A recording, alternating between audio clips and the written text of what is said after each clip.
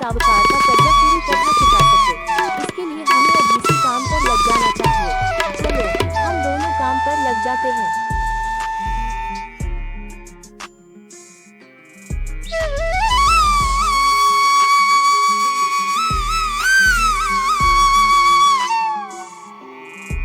राम और सीता दोनों अपने खेत में आ गए। राम और सीता दोनों को बहुत मेहनत करनी होगी और दोनों बहुत मेहनत कर ही रहे हैं। देखते हैं कि राम और सीता दोनों की मेहनत क्या रंग लाती है।